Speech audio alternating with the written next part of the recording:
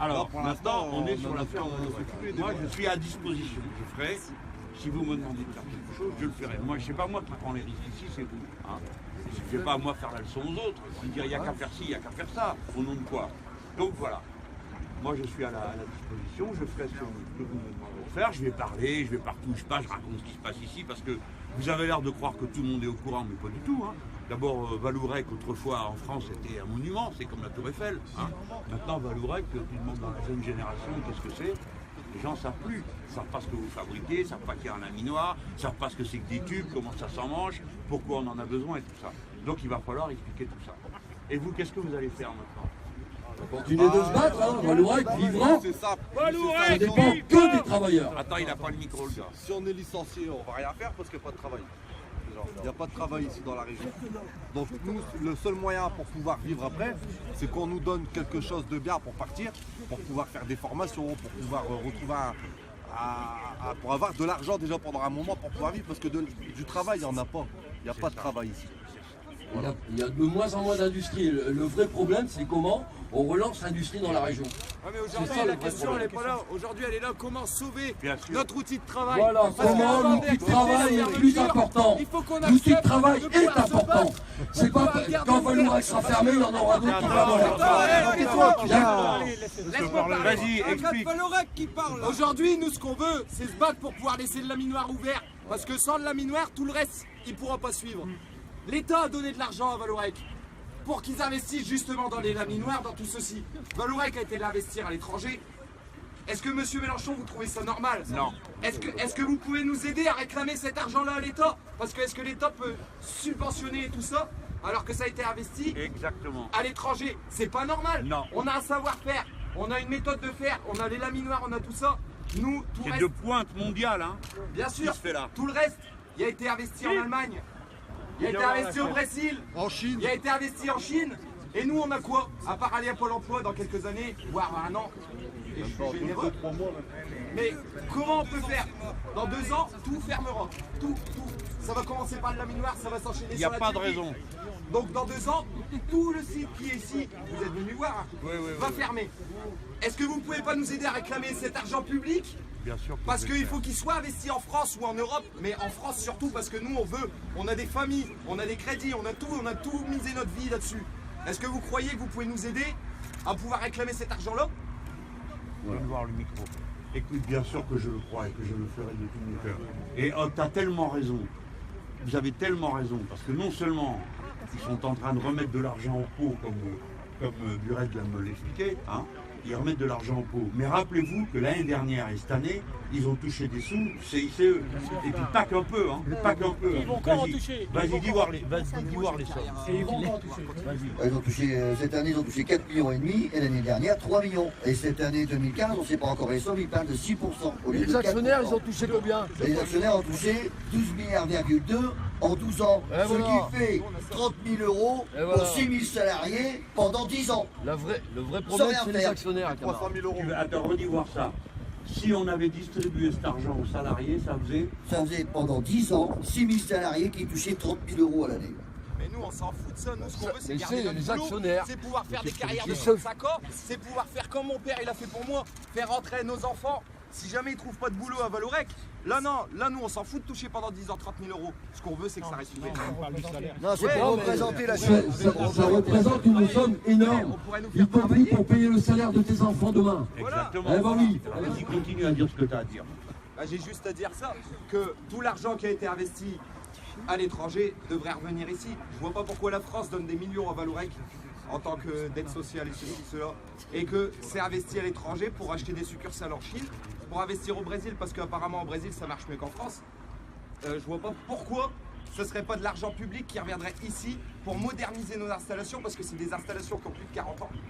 Et c'est normal qu'on ne peut pas être compétitif avec des laminoirs qui ont, comme en Allemagne, un laminoir qui est daté de... Philippe, tu peux peut-être m'aider quand est-ce qu'il a été reconstruit? Ici, Non, en Allemagne. en Allemagne, c'est encore plus vieux que nous. Ben non, en Allemagne, ils ont été remis à neuf après l'incendie. Ils ont un laminoir Ah plus non, c'est compétitif. HKF, c'est Ils ont un HKM, la laminoir Syrie. C'est la Syrie. plus compétitif que nous. Et Moi, je pourquoi crois cet pas à ça. argent public serait pas réinvesti en France plutôt qu'être investi à l'étranger? Faut pas que tu aies du doute, ami. Fasse voir le truc. c'est pas normal qu'on donne l'argent, que l'investissement se fasse à l'étranger. Parce que, honnêtement, les coûts de transport aujourd'hui, c'est rien du tout. Donc, il ne faut pas dire que c'est plus proche parce que moi, le produit là-bas, c'est pas vrai. C'est des histoires. Malheureusement, pour nous, les coûts de transport sont tellement bas. C'est ça, d'ailleurs, qui permet les délocalisations. C'est quand ça ne coûte rien de trimballer du matériel d'un bord à l'autre de la planète, ils n'hésitent pas à aller à l'endroit où ça coûte le moins cher. Mais pour ce qui est de ce laminoir, permets-moi de te dire qu'il est considéré comme étant une pointe technique. Hein.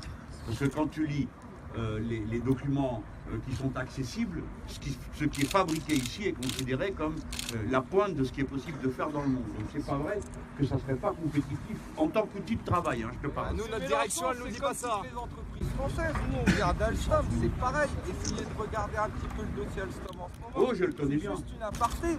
Mais les 2 ans là qu'on va subir, on ne sait pas où on va. Quoi. Ouais. Il y a déjà en Alsace, on nous parle de fermeture de site en 2019.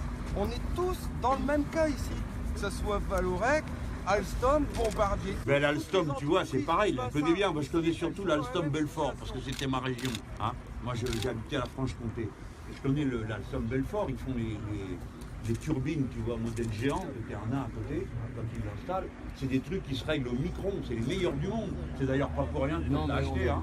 Les meilleurs du monde, hein, là, sur la Toutes les boîtes, le nombre de boîtes où on est à la pointe, il y en a plein dans la région, y compris Alstom d'ailleurs, Bah aussi oui, dans la Alstom. région. Vous fabriquez quoi, là, Alstom? Mais bon, il y en a plein. Du ferroviaire? Le problème c'est quoi? Le problème c'est quoi? C'est le problème du capital quoi. Ils en ont rien à foutre des travailleurs. Eux, ce qui les intéresse, c'est uniquement d'encaisser le fric. Oui. C'est pas que ça, c'est qu'il n'y a plus de chantier public. Quand on arrive dans des réunions de CE et qu'on sait que notre câblage est sous-traité au Maroc et qu'on demande à nos patrons de nous justifier que vraiment aller au Maroc, ça vaut le coup au niveau fric, on n'a jamais de réponse dans nos réunions de CE. On n'a jamais de réponse. Ils sont incapables de nous prouver que le Maroc, c'est vraiment moins cher que la France. C'est ça, puis après, ils viennent faire des Faut pas, sons sur le faut pas dialogue oublier quand social. même que nos clients, c'est sur des fonds publics, hein, c'est nos impôts qui payons les trains de Paris, mais c'est fabriqué ailleurs après. Hein. Les études, elles sont faites en Inde. Quoi. L'ingénierie à Alstom Petite Forêt, elle est en train de descendre. Au mois de mars, on a des chutes on n'a plus rien. On n'a plus rien. Les 2 prochaines années à Alstom, on n'a qu'une commande. On parle de Vallourec, on parle Et de... c'est pas qu'on manque, de besoins, qu'il n'y ait pas besoin de matériel, qu'il n'y ait pas besoin de tout ça dans ce pays, hein, ou en Europe, on peut aller le produire à l'autre bout du monde. Et à quoi ça sert de faire une Union européenne avec 29 pays si c'est pour aller fabriquer au diable Vauvert et chez les gens, c'est les qu'on exploite le plus. Moi, je suis d'accord avec vous, là. Non, ce qu'il y a, c'est effectivement Alstom, Vallourec. Ce matin, en manifestation, il y avait les copains de Sierre qui étaient là. Il y avait un tas de boîtes qui étaient là, Bombardier. Il y a Aker. Enfin, il y avait des travailleurs de, je ne sais pas, une quinzaine de boîtes ce matin. Ils sont tous dans la même situation. Tous dans une situation. On pourrait, les témoignages qui viennent là, on pourrait les multiplier par dizaines dans la région. La région Nord-Pas-de-Calais, elle est sinistrée. Je veux dire, l'État, il a le pouvoir. C'est pas vrai, les gens. Voilà. Quand on vous dit on peut rien faire parce que maintenant la mondialisation, l'Europe, ça, c'est des bobards. Si on veut, on peut. Vous allez rencontrer plein de monde. Ne croyez pas, ceux qui vous disent qu'on ne peut rien faire, ce n'est pas vrai. Tout à l'heure, le copain racontait, l'argent public a été mis là-dedans. Donc de l'argent, il y en a. Deuxièmement, des besoins, il y en a. Donc on peut faire autrement. C'est la première chose dont il faut être convaincu. Sinon, vous allez attraper la trouille et ça ne va plus rien donner de bon pour la vie. La deuxième chose, évidemment, c'est qu'il faut se faire entendre. C'est là que moi je peux être utile. Parce qu'aujourd'hui, pour le camarade qui n'est pas au courant, je n'ai pas de pouvoir. Je suis un député, point barre. Et en plus d'un truc qui a un pouvoir voisin de zéro, qui est le Parlement européen. Mais je peux faire avec vous, c'est ça que je veux dire. Je peux être avec, dans le mouvement, pour faire porter la voix des gens, pour que ça s'entende, et surtout pour qu'on voit que les gens ne cèdent pas. Parce que vous savez ce que c'est que quand il y en a un qui se résigne, ben, il y en a 10 autres qui en font autant. Et du coup, après, plus personne ne fait rien, rien à peine de se souiller, et la lutte est perdue. Donc moi, si je n'ose pas vous dire ce qu'il faut faire, c'est pas moi de le faire, c'est pas moi qui suis là, c'est pas moi qui prends les risques à votre place. Hein. Mais moi, je crois que vous avez intérêt à tenir bon. Vraiment à pas lâcher prise. Hein. Parce que si vous lâchez prise, ne croyez pas que quelqu'un va vous rattraper la main. On est d'accord. Hein. C'est tout ce que je peux faire. Et si bon, j'ai apporté juste 5 minutes d'amitié, eh ben, je suis content et je suis fier d'avoir été avec vous. Et nous, on est fiers de vous avoir.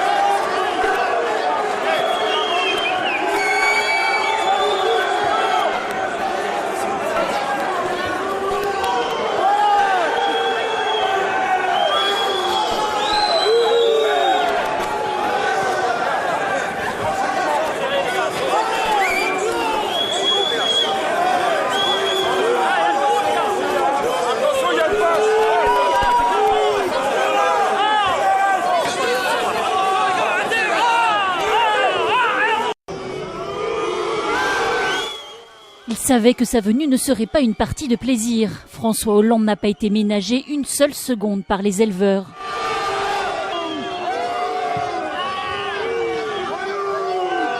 Je suis venu dans le salon, c'est pour entendre, y compris des cris, qui étaient des cris de douleur, qui étaient des cris de souffrance, qui pouvaient aller au-delà même. Mais pour, non pas me conduire à agir, pour agir avec l'appui de tous ces agriculteurs. Parce qu'au niveau européen, il va falloir dans les prochains jours prendre des décisions sur la régulation des marchés. Mais agir, les agriculteurs n'y croient plus et se sentent abandonnés. Pour qu'il nous aide à passer le cap, mais de toute façon, il n'en a rien à faire. On voulait montrer nos t-shirts, mais il y avait plus de gendarmes que d'éleveurs. On voit, regardez comment ça se passe. C'est honteux, mais il devait s'y attendre. L'année dernière, je l'ai rencontré, j'ai discuté avec, je lui ai dit que le lait allait baisser de 50 à 60 €.